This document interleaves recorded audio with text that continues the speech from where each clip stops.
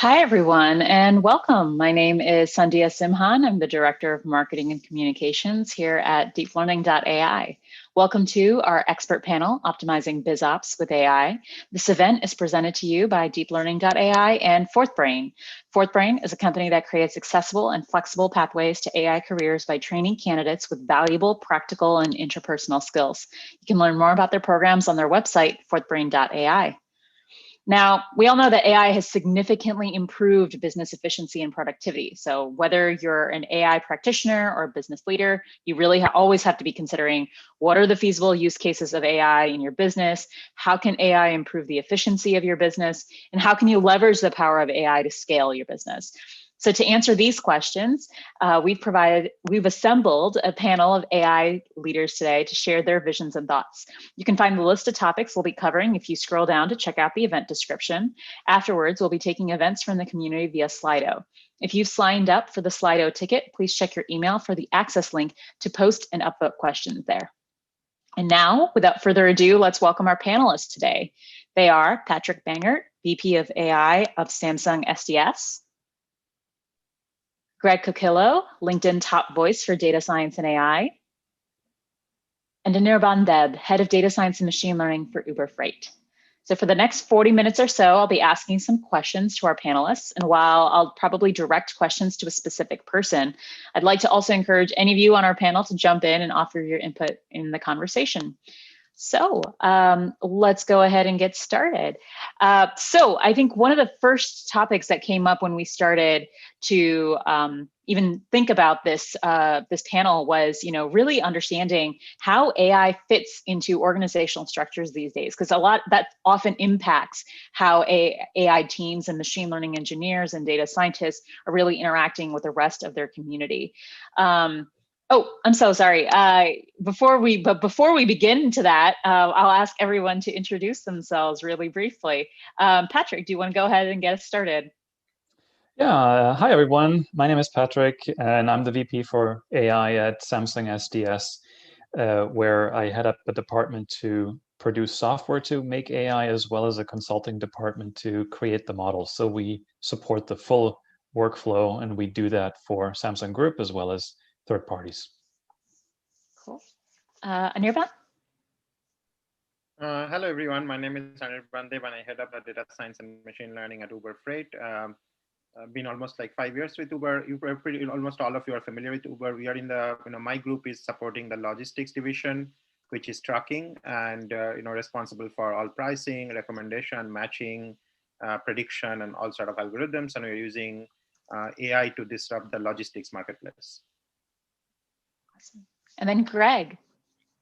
Yes, Sandhya, thank you. Hi, guys. Thank you for having me. My name is Gregory Kyo, and I currently work for Amazon. And in the past 2 years, I've been on this journey to learn AI, self-taught person here. And with that, I've been very active on LinkedIn. And fortunately, I had this award to be named as one of the LinkedIn top voice for AI and data science. Was able to grow a nice community, and I'm happy to be here. My goal is to continue to learn and share with the community and showcase the power of AI and how it can integrate just about any industry. So I'm happy to be here. Thank you. Awesome.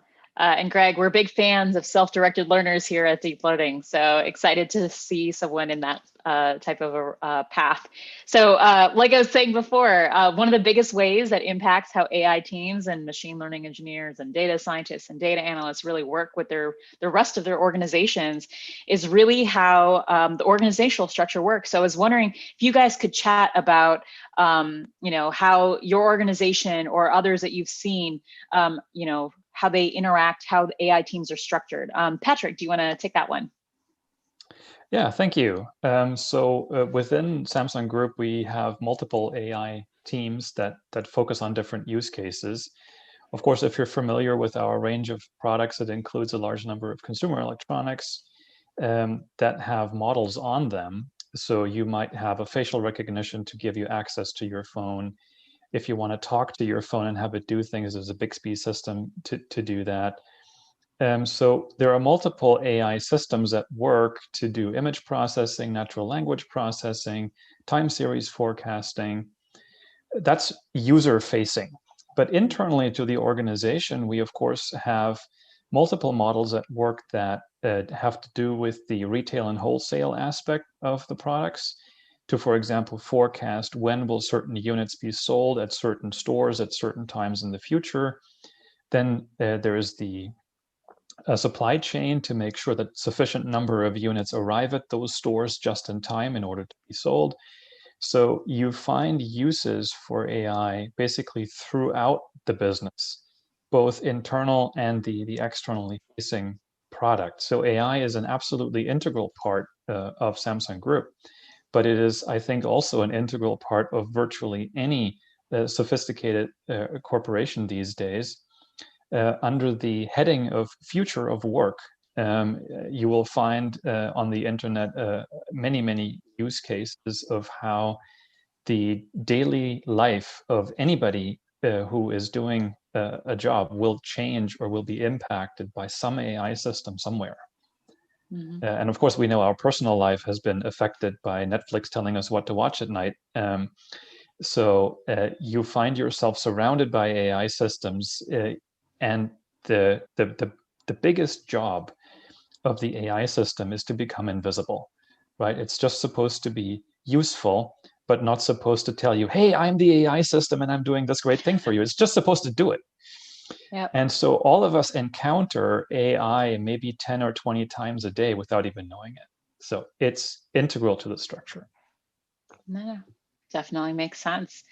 I was wondering, so today's topic is mostly focused around business operations and that optimization that's available or enabled by AI.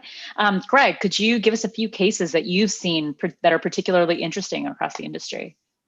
I think what we've seen in the industry lately, whether it's a retail company selling online or a manufacturing company, they're able to leverage that tool to have better accuracy in their inventory planning, their delivery planning, optimizing even trucking in terms of space, as long as they have the computational power to manipulate data and extract insights.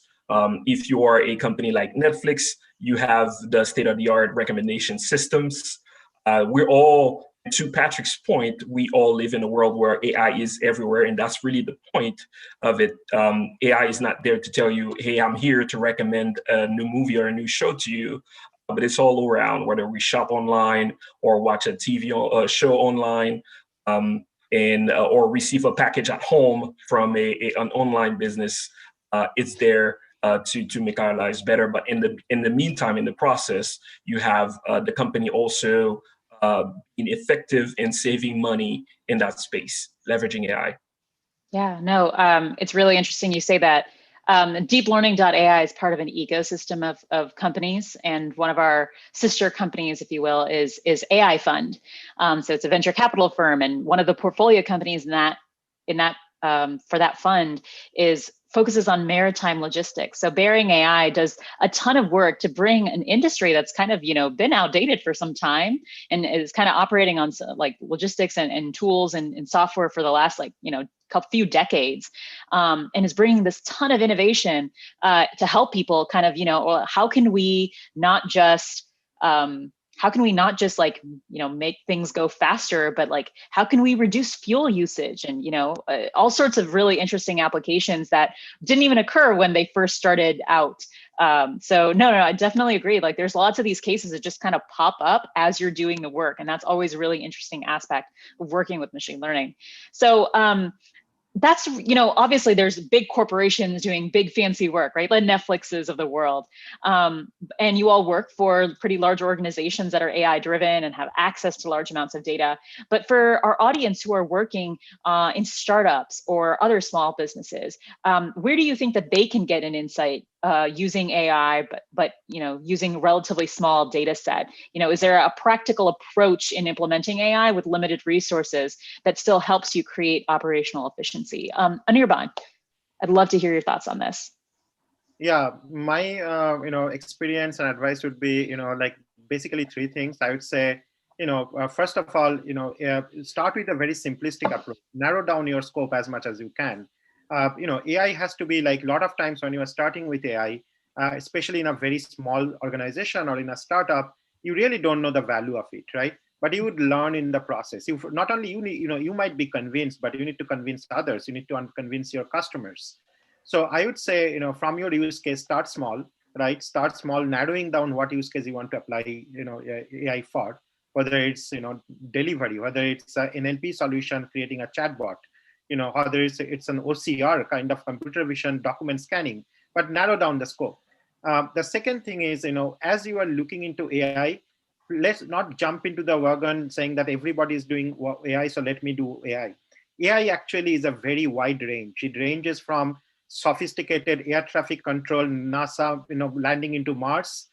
It goes all the way and goes a very basic, like you probably have just a prediction, right? So it's a huge range, subject. So when you start with AI, make sure that you have enough data, right? You have enough data, because if you don't have enough data, a human probably can do better job. Like honestly, a human can do better job if you don't have too much data than a machine can, right? Because finally, machine, actually can only be work when you have a lot of data. So the second thing would be to make sure you start with the data. Third thing is, like, when you are a data scientist or a machine learning engineers, start with very naive methods. Don't start with complex. Don't start with deep learning. That is not the starting point. You should generally go for. Of course, there are some solutions like computer vision or NLP that you have to go for, but even then, you probably can start with basic, algorithms that are, well there, and then create a baseline saying that whether it's, making any difference in your accuracy metric. And then once you have that, then you start. So create a baseline with a naive method, and then from there start to improve. As a non-technical person, I'd love if you could help explain to the beginners in our audience, what are some examples of some of these basic algorithmic techniques? Yeah, so for example, like, if you're working with, general classical AI cases, maybe you can start with, logistic regression, for example, if it's a classification problem, or start with, decision tree regression like XGBoost and things like that. If it is like, simple NLP based techniques, then, start with very simple neural nets. If it's a time series problem, maybe starts with something like ARIMA before we go into more new, RNN kind of structure. So basically what I'm saying is that see where your opportunities are to use classical machine learning, which I categorize as supervised, non-supervised learning kind of methods. Within that, those are classical methods. Then you go to more black box methods, which are deep learning based and stuff like that. So don't start with deep learning because you are passionate about that. Start about something that are simple, can be solved using classical methods, then slowly push yourself into deep learning as you see gain in one after another. Got it. No, that makes complete sense. Start with the foundations. Patrick or Greg, is there anything that you guys would like to share about, the practical approaching to implementing AI when you have limited resources? Yeah, so just real quick, I think a number of really major innovations have been made by a single person with a laptop. So you don't need to have a large team or large computing resources to leverage AI to do something good and useful. The second thing is that, of course, years ago, the word big data was coined, and everybody uses that to some extent as a synonym for artificial intelligence. And there's a kind of a trend to collect bigger and bigger data sets. If you read the literature, there's kind of a competition that is along the lines of, hey, my data set is bigger than your data set, right? So the upshot of it is that currently there's a fairly significant research topic in artificial intelligence, which is called small data. Coming from the realization that there are quite a few use cases where it's either very expensive or just plain not possible to generate a larger data set. It is what it is. You've or unethical at times if you're dealing with healthcare data. Oh, if it's unethical, then you may not even have data. Then it may not be a problem for AI. It may be a problem for something else. Society, yeah. Right. But learning, learning what you can from a very small data set is a challenging task, and there are many methods available nowadays, and they're being researched actively oftentimes you can get away with a much smaller data set than you think and get the same accuracy. Yeah. Yeah. Really good point. To channel Anir Ban and Patrick, I want to say definitely start small. One thing that I don't hear people talk enough is about culture, right? How do we, make sure as a startup you have a culture where your employees are, have some data literacy? And starting small simply means, do you have a workforce that is capable of performing the basic analytics to understand the power of your data, to understand how to extract? So a small project for me could be a simple dashboard, building a dashboard with key metrics that really matter to you and your customers. Can you do that and automate this? And another thing too is, as a startup, can you start making an assessment in terms of what infrastructure you have today and what you will need 5-10 years from now? So with that, this assessment will give you a guidance for how you can scale from starting with small data to a company that will grow to being a big one that will have the infrastructure to support its needs. That's a really interesting perspective. The idea that you sort of figure out what are the questions I want to be able to answer in 5 years. So what's the data I need to collect now so that I can answer those questions in 5 years? Now that's a really interesting thought. Andrew talks a lot, usually informal chats, about the importance of not just big data, but good data. So we probably need to get him to do like a talk on that sometime. I really appreciate what you said about data literacy. It's something that we see a lot, obviously, in the education space of, just helping people understand what is AI, what is machine learning, but then also just simple things like, what's regression models, and things like that too. So there's definitely a place for data literacy that we really need to step up as an industry. So very cool. And that brings me to the next question, which is, when you're building that talent, when you're building that competency and data literacy in your organization, what are some challenges that you faced? Anirban, you'd mentioned earlier that you'd had a great example of this. And I think it's a nice, probably reference to the previous question. One thing I think Patrick talked about, small data, big data. Whatever, whether you use big, small, medium, I think one important thing is data quality, right? I think a lot of people don't take it very seriously, right? Like a lot of companies I have worked with don't invest that much, resources on data engineering, right? But a model is as bad as a bad data is, right? You put a most sophisticated model against a bad data, it will give you the bad data, right? That's why it's not human. It's not going to make decision. If the data is telling it's a bad decision, it's not going to change that decision. So I think, one of the challenges that we feel that culturally, to Greg's point, not a lot of people understand the value of data. They think like, okay, data quality means, there is 5 null values. Okay, that's fine. I can fix 5 null values. But just, investing into upstream, like when especially, early companies or bigger companies, when they really need to invest data infrastructure, data engineering, making sure high quality data is captured, big or small, before you do OI, I think is the biggest, one of the big challenges, right, in the companies. That's one thing. They jump into the solution, but we need to understand that AI is a solution to the future, but you need basics, foundations to have that solution work. So that is one of the challenge I want to call out, that good data quality and investing in that capacity.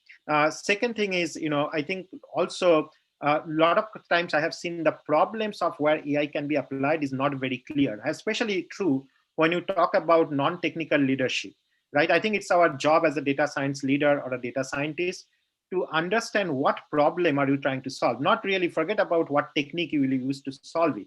But is this a problem? Like, for example, are we trying to, in our case, we want to optimize delivery, right? Like, Uber is all about optimizing and, matching delivery. So what is the problem? The problem there is that, if you do sequential delivery, it is going to take you full day to order 5 orders. But if you optimize through machine learning, we want to do 50 deliveries. So that's the problem you want to go after, and then build the AI solution once you define the problem. So not a lot of times I've seen people jump into the solution first before actually, formulating the problem properly, which is a challenging task. Really, really important. You have to scope out the problem that you're trying to solve before you try to jump into solutions. Excellent advice. Patrick or Greg, anything you guys would like to add to that? Yes, I would add to that, AI as such, in and of itself, has no value. Mm-hmm. Value is obtained by people using AI to do something. Yep. And so you're facing two big communication challenges. The first communication challenge is the data scientists have to be able to communicate to non-data scientists. What is this AI? What's it good for? How does it work? You know, and need to learn from the world. What is the problem that I'm solving? And the second, we often call it change management. That is persuading the potential user base that this thing is going to be good for you. Designing the user interface, which may be as simple-minded as a few graphics and a few boxes to click on, in such a way that the users actually look at the graphics and click on the buttons. And I've seen that, you know, out of 10 AI projects, 9 will fail. And they won't fail because the math is bad, but they will fail because the packaging and the communication is bad. So if you're talking about talent acquisition, I kind of take it for granted that people can do the math and the algorithms. And if they can't, we can train them up. It's not a big deal. Everybody can learn to do math. But learning to communicate well in, you know, verbal speech and writing and in the all-important language of PowerPoint slides, that's a lot harder. Yes. No, that's a really good point. Greg, you seem to want to add something to that. Yeah, absolutely. Communication is definitely key. And to summarize it all, to me, what I'm learning is that we can find pain points quite easily, right? We can say that whether you're on the tech side or non-tech side, you can find pain points. What's missing from what I'm seeing is that we kind of jump from you identify the pain point to the technical solution to that pain point. And in between is what I call the program. How does that mechanism works? If you have the group aligning on what that program looks like, to Patrick's point, this change management should be reflected in that new program. Then you come up with that technical solution and figure out how does that technical solution how can that technical solution integrate that program to make it work? And without this program, where you have alignment between, you know, technical and non-technical, everything else fails. This is where the communication will be ruptured. Yeah, no, that's a really good point. Sometimes we talk about translating some of our courses into, you know, translating from engineer to English. But, you know, can't forget the language of PowerPoint. That's a really valuable skill set in and of itself too. So maybe engineering to English to PowerPoint. So one of the big things that we're seeing is, you know, 2020 obviously accelerated a lot of AI adoption and just digital transformation in a lot of companies and industries. I'd love to hear you guys talk a little bit about, you know, about what you see forward in 21. Are you seeing a big increase in the number of AI professionals? Like, what are the type of skills that you're looking for besides fantastic communication skills that, you know, you're like, hey, it would be great if more people had X capacity or X skill set? Patrick, do you want to take this one? Sure. So I think there's a lot of emphasis in terms of job descriptions on, you know, various programming languages like Python and various environments like, you know, PyTorch or TensorFlow or something like that. And that's kind of table stakes, if you will. And even if an individual doesn't have those skills or doesn't have great skills at those things, it's pretty easy to acquire. What I find a lot more interesting is experience in handling data and data sets. So in AI, it's the focus on the data that's a lot more important than the focus on the AI algorithms. Everybody likes to do algorithms, but there are these tool sets that will basically do it for you, right? You spend 5 minutes on PyTorch and you have a model. If your data is okay, the model will be okay. If your data is bad, the model will be bad. Yeah.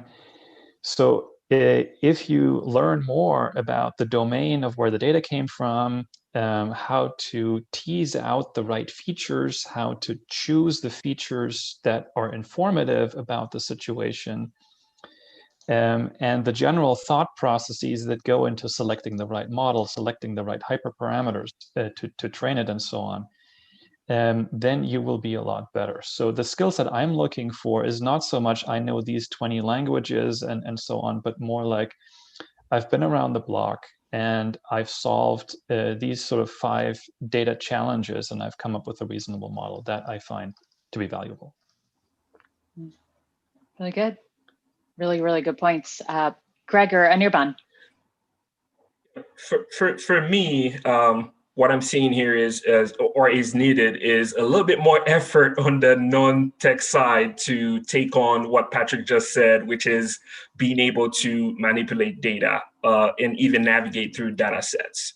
I'm super interested in the trend where you'll see a lot more product managers now will have the minimum requirements in terms of knowledge of machine learning, and how they can leverage that to deliver new features in their products or transform their products into machine learning based products that can increase the user experience or tackle new pain points for their customers. So with that, I think this basic understanding of these knowledge or these skills will also increase communication between business teams and technical teams. So this is the space that I'm really interested in. I definitely want to be a product manager at some point, if not become an entrepreneur later on. But this is where I, see that I can collaborate with technical teams who are interested in coming up with the state-of-the-art algorithms that can take data and extract insights from. Fantastic points. So for our next question, there's obviously a lot of enthusiasm about AI, but sometimes there's also folks who are pretty skeptical. So for aspiring machine learning practitioners who are working with a boss that might be, skeptical about AI, it could be lack of impact assessment, variety of reasons. What's the best strategy to get buy-in? Like, how do you show a proof of concept to execs when oftentimes, you need investment in infrastructure ahead of time? Anirban, do you want to take that one? Sure. I would first say that skepticism is really important, and especially important for anyone in a data world. You should be always skeptical and curious, and that's how you become a good, AI practitioner or data practitioner. So if your boss, is already skeptical, he's probably halfway there. He just needs to, get to the technical skills, another part of it. So it's not bad. And I think in terms of convincing people, see, the thing is action speaks, right? It's the investment, right? Companies investing, it's a culture change, it's a mindset change, there is sometimes even in fear, right? We always hear, oh my God, are robots coming to take our work? Are robots going to replace humans, right? So people are afraid and people are skeptical and things like that. I think the main point that we need to focus on is what's the, there are two things I have learned that, generally helpful. One is showing like a impact, like what are you actually improving by doing this? Is it a business impact or is it an automation impact?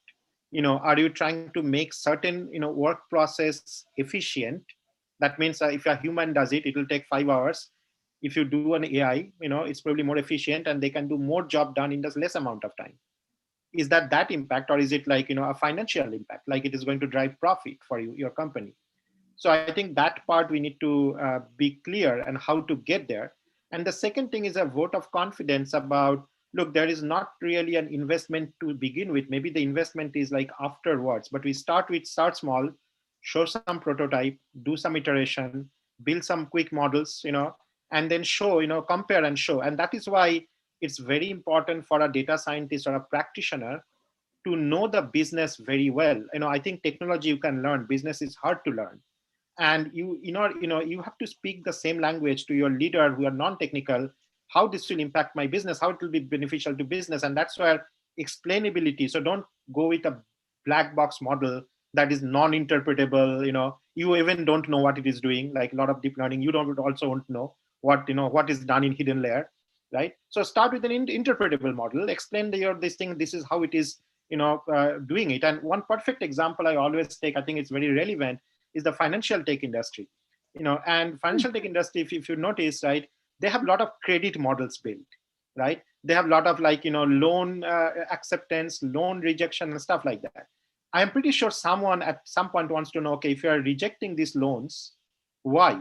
You can't go and tell them, oh, this person rejected loans, and nobody would. So interpretability in that segment and that kind of model is very important. So I think that's where you need to be fine-tuned, saying that, okay, first step, I need to develop an interpretable model. I need to care about business impact. I need to influence people through that.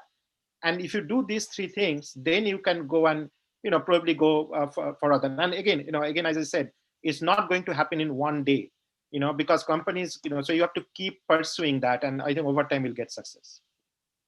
No, really, really solid points. One of the things that I've always found the most fascinating about the work we've done with FourthBrain is that they're teaching their students not just to do okay, here's the machine learning model, here's the technical knowledge, here's the techniques or whatever you use, but really it's they do client projects, and deep learning's been one of their clients. And so we tell them, I as a non-technical person tell them, hey, I have this problem. I want a model that helps me determine, the learners who are most likely to, be able to feel like they're ready to become mentors, right? Let's say that's my question.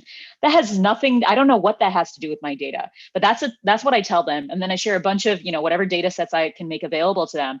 And then they have an amazing team of instructors and practitioners that are helping coach their student cohort. But then they go, okay, that's the problem we're trying to solve. And I think that's what we're really trying to do.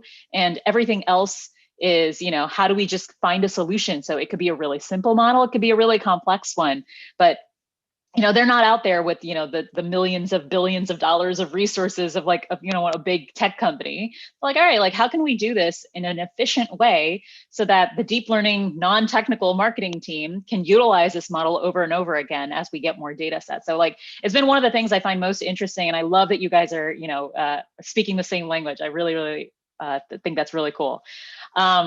So next question is, there's always a flip side of AI. So, a skeptical boss might ask, we know that, okay, there's a ton of great business benefit, but what are the downsides? Or how do you determine when you shouldn't be employing AI in your BizOps? So Greg or Patrick, if you have anything that you'd add to that. Yeah, for me, it's always asking the question, is the released solution or deployed solution performing as intended? Or are we seeing any drift that affects the business? And can we understand what caused that drift? Which we come back to the quality of the data. Are we generalizing enough in terms of the customer base that we serve? Or also, do we have proper data governance to make sure that we're protecting the customer's privacy? It's all of this. Are we also being ethical with the data set that we use to increase value for the business? And all of these require some sound monitoring by the leaders of data in the business as well, to make sure that AI is being used as intended. And that's how I see it. Makes sense. Patrick?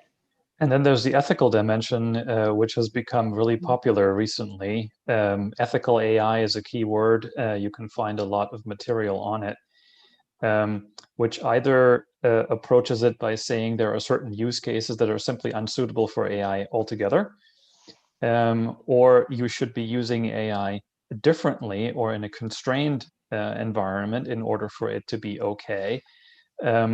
One of the things that I found particularly interesting lately is that the British government used AI to grade A-level students. And you can imagine that if the AI has an accuracy of maybe 95% or something, those 5% of the students who got bad grades for no good reason, they're having a rough time. Yeah. So this is an example where you need to be aware of the fact that no AI model ever in the past or in the future will be 100% accurate. Mm-hmm. And you have to assess what is the risk for those marginally few examples where the AI will get it wrong. And if the risk for those few items is astronomically high, like destroying somebody's career perspectives for the rest of their life, you may not want to use that model. Yeah. And so it is a risk-benefit assessment, and sometimes it's the rare cases that need to dominate that assessment. No, that's really interesting. How would you guys? What is the template or the framework that you use when you're starting to envision a new application of AI? So when you're approaching an AI project, like, you know, there's ethical considerations, there's business considerations. Is there a framework or a template that you use when you're saying, all right, this is what we need to do as a team? Yes, there is a checklist that goes through it. It's to some extent it's homegrown, but to some extent some of these checklists are available from larger institutions. And you kind of go through and you check out what is the cost to create this thing, what is the potential business benefit, where are the risks, how impactful are those risks in terms of, you know, dollar damage and reputational damage to the brand and so on and so forth. And eventually you come to a result. But this is a fairly sophisticated process.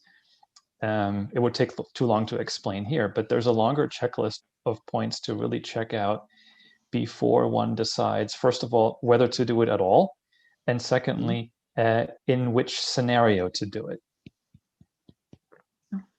Excellent point.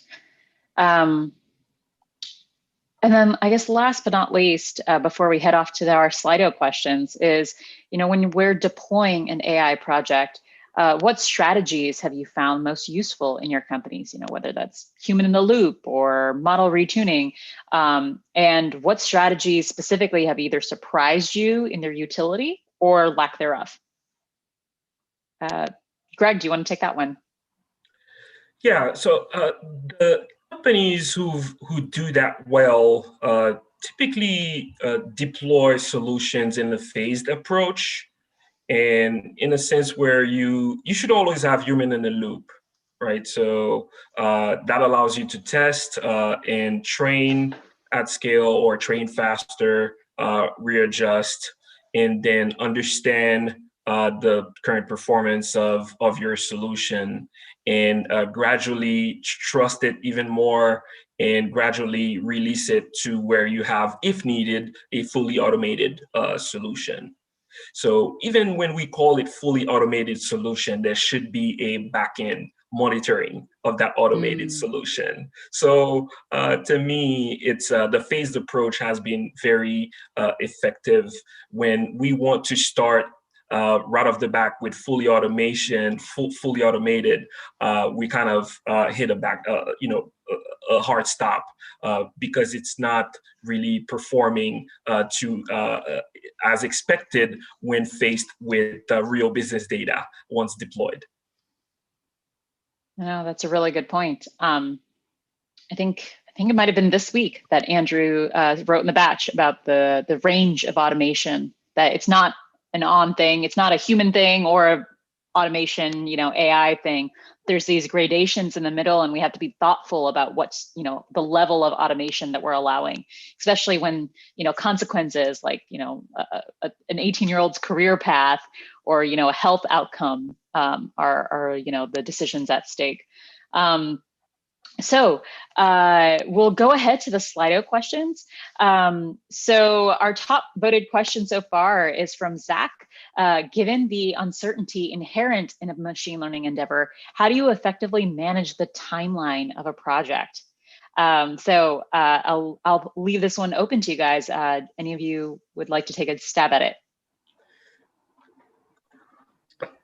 Sure. It's a project management task like any other. In any project, whether it's renovating your bathroom or doing an AI model, you have contingencies, uncertainties, and something will always go wrong. And so you generally have to budget your time and your financial budget. So my personal rule of thumb is I always ask my people, how long will it take to do this? If the answer is 2 weeks, I plan for 3 weeks and I tell the customer 4 weeks. Under promise, over deliver. That's right. And I mean, this rough rule of thumb, gets it right most of the time. So you have a dual buffer, an internal buffer and an external buffer, both in time as well as in budget. So you cannot anticipate all the things that will go wrong. You just know that some things will, and then if you buffer enough, you're okay. Fair enough. I fully agree. The timeline of a project is a living, breathing thing, right? It changes, and the key is to have a solid plan that everybody aligns to. And inside that plan, there should be a truncated release of that solution. And for each of these phased deliverables, you should have room for user acceptance testings, right? So you recreate that deliverable, and you should build in some time to test it to make sure that it's working properly, and then go from there and adjust, because you will have roadblocks. So in other words, I fully agree with Patrick. It is just as any project that you're managing, given that you have full visibility for the stakeholders where communication lines are opened. Really solid point. Our next question is from Chris, and specifically directed at Greg. How did you manage to self-learn AI machine learning? What are your tips, what to do, what not to do for those of us trying to do the same? At work, for me, it was more about curiosity and also seeing opportunities to, tackle some pain points. I was working with a company about 2 years ago where they were painfully gathering data to issue quotes to customers. That caused a lot of churns because typically a customer that has a lot of choices to shop around will not wait for you for 2 weeks to give them a quote. So I found a problem, started with a scrappy solution, which is gathering data from multiple data sources under one roof, and help them provide quotes a little bit faster. Real life use case inside of a company. Boom, it falls under the category of AI, if you will. Now, on the personal side, I also have classes that I take, whether it's Udemy, Coursera, you name it. I'm also engaged with different groups. Integrated machine learning led by Thomas Ives is one that I'm part of. We have a community of aspiring data scientists and data scientists where we are sharing our learning journey, talking about learning how to code. What does it mean to produce high quality coding? What does machine learning takes, in terms of needs for, mathematical background, et cetera, and how do you also cultivate high communication skills if you want to bridge the gap between technical and non-technical, et cetera, et cetera. So it's all about curiosity and getting yourself involved with teams who have the same passion as you. For sure. I can't help but plug our own community as well. So obviously, if you have questions, reach out to us on social, reach out to our specializations, our Slacks, our forums. We have a ton of mentors who are really passionate about helping folks who are going through their, the data data science journey. And so we want to be sure to support you guys as much as we can. The next question is coming from Michael. So when are we better off using machine learning to optimize an existing workflow versus revisiting the desired outcome and using machine learning to define, what's optimal? Or rather redefine. Patrick, do you want to take this one? Yeah, so I mean, you always need to define what is optimal, because any kind of methodology to automate your process, whether it's an AI-based automation or some other kind of automation, has to have a numerical KPI target, right? So defining what's optimal is a prerequisite for anything. Whether or not you use AI to automate or to improve your business workflow, the question really is whether that business workflow can be automated at all. Is it currently simple enough and human-driven enough, process-driven enough that you can exchange it for an automated model? And if you have data to support that, then you can typically train a model to automate it for you. And of course, we've seen that under the heading of future of work. On the internet, you will find dozens and dozens of use cases where business processes and workflows have been successfully automated and do offer significant business benefits. I'll give a couple of extremely simple examples.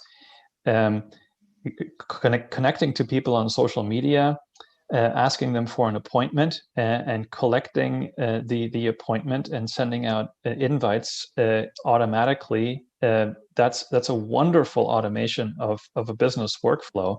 It doesn't use any AI, by the way, but it saves the executive assistant or yourself a great deal of time. And so there are more complicated things, maybe involving natural languages, where you can do that with voice-driven. So always define what's optimal, and then AI is sometimes needed and sometimes not. Yeah, that's a really fair point. One of the interesting questions that often comes up is, when we're trying to create a project, when you're trying to sort of establish the boundaries, sometimes there's often a lot of attention paid to the tool. Even nowadays, you see a lot of companies who are like, oh, we're built on GPT-3. And then, we hear pitches sometimes like, we're built on GPT-3. And like, well, yes, but what problem are you solving? And so that's definitely something we hear a lot at AI Fund. So it's really great to hear you say that, what's really matters is not the technology, but rather, are you solving the real problem that somebody's having? So next up is another question from Zach, which is, what general advice do you have for capturing the business value of a machine learning opportunity, whether in the pipeline or the finished product? Anirban, do you want to take that one? Yeah. So I think, is the question on general guideline, you said? Yeah, so how do you capture business value for machine learning product? So I think the first and foremost, you have to, and coming back to and this is why very important to have the skill set, is about machine learning starts all the way from data engineering, analytics, algorithm building, and engineering, right?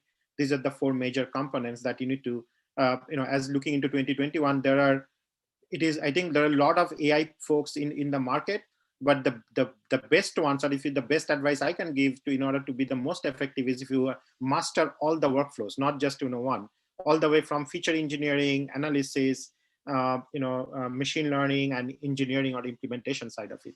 Now, the reason I want to say this before answering this question is there is a relation between your accuracy metric and a business metric, right? So for example, if you are trying to build if you're building like a image detection using deep learning, of course, there is a classification error or things like that. Or if you're building typical predictive or typical classification models, then there is a RMSE or confusion metric that you typically deal with.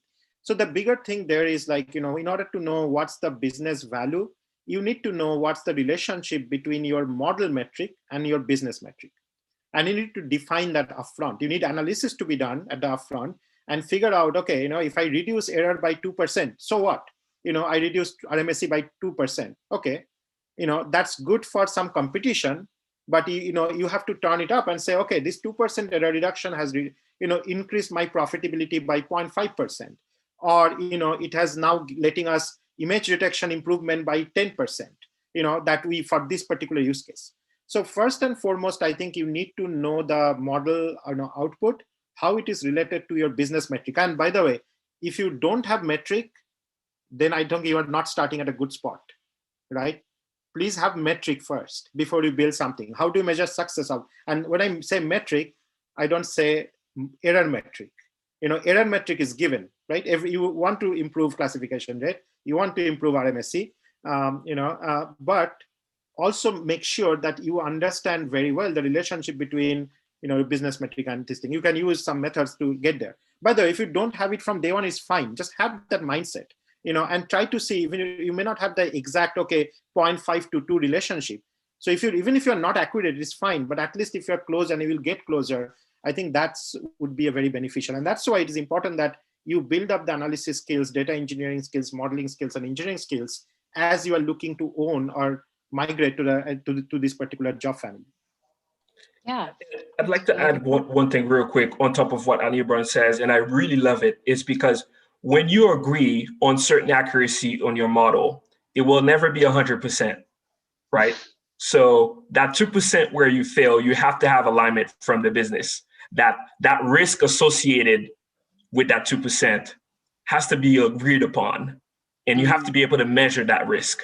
Is it going to be very damaging for your business or not? And can you sustain? And if you have a alignment there, you have a good system. You can go. Yeah, that actually brings me to another Slido question from Wei. How do you handle a client's expectations if they want to know success criteria like accuracy before the project has even started or data has even been collected? Maybe I can take that one. I think generally with the business side, their understanding of AI is fairly limited.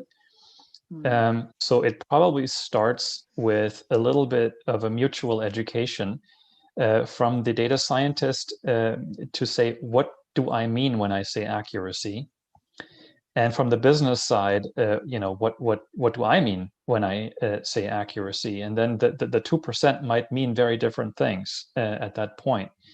And what Greg was saying is extremely important. The risk associated with the final 2% or 1% is very important. So I think the real question before you do the project, before you collect the data, is what accuracy does the business side require in order for this to be a good idea? With certain businesses, like maybe recommender systems for the commercial retail industry, an 80% correct model is perfectly fine. Yeah. If you're a hospital and you diagnose cancer, it's not. Yeah. So it depends on the use case, what level of accuracy you're prepared to accept. And the data scientist cannot make that judgment. It is the owner of the end product. It's the domain, the business leader that has to say, I'm willing to live with a certain percentage of wrong answers.